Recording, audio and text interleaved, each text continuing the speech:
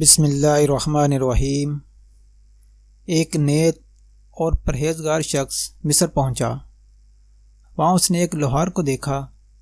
وہ اپنے ہاتھوں سے پکڑ کر سرخ اور دہکتا ہوا لوہا آگ کی بٹی سے باہر نکال رہا ہے، مگر آگ کی حرارت و گرمی کا اس پر کوئی اثر نہیں تھا۔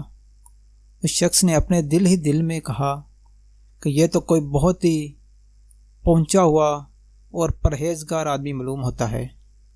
اس لوہار کے پاس گیا، سلام کیا اور کہنے لگا، تمہیں قسم ہے اس خدا کی جس نے تمہیں یہ کرامت عطا کی ہے، میرے حق میں کوئی دعا کر دو۔ لوہار نے جیسے ہی یہ باتیں سنی اس پر گریہ طاری ہو گیا اور کہنے لگا، میرے بارے میں جو تم سوچ رہے ہو ویسا نہیں ہے۔ میں نہ تو کوئی متقی ہوں اور نہ ہی صالحین میں میرا شمار ہوتا ہے۔ آنے والے شخص نے کہا کہ یہ کیسے ممکن ہے؟ اس طرح کا کام اللہ کے نیک بندوں کے سوا کوئی اور نہیں کر سکتا۔ اس نے جواب دیا، تم ٹھیک کہتے ہو، مگر میرا ہاتھ ایسا اس کی کچھ اور وجہ ہے۔ آنے والے شخص نے جب زیادہ اصرار کیا تو لوہار نے کہا، ایک دن میں اسی دکان میں کام کر رہا تھا۔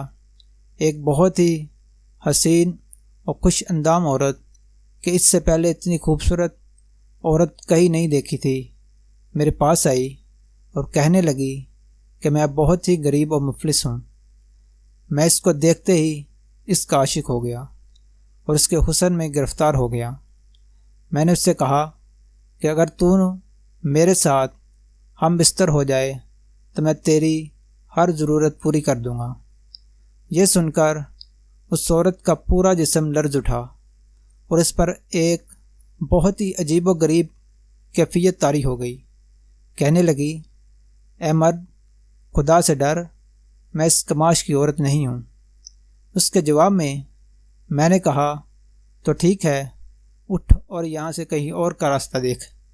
وہ عورت چلی گئی، مگر تھوڑی ہی دیر کے بعد وہ دوبارہ واپس آئی اور کہنے لگی، غربت، تنگ دستی مجھے مار ڈال رہی ہے اور اسی چیز نے مجھے مجبور کر دیا ہے کہ تیری خواہش پر ہاں بھر لوں۔